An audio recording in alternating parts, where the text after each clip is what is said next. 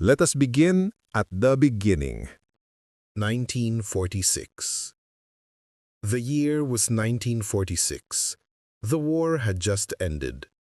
Grace Park was rising from the ruins, families rebuilding lives, seeking hope.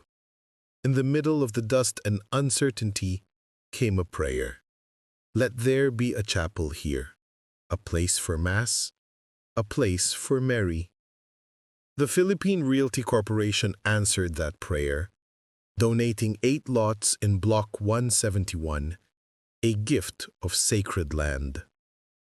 On May 16, 1946, Father Joseph Boyd OMI celebrated the very first Mass in a Quonset hut chapel on 11th Avenue. 35 people gathered. No stained glass, no choir yet, only faith. By September, the small chapel was blessed, fragile in form, but firm in spirit. And from that faith, our parish was born.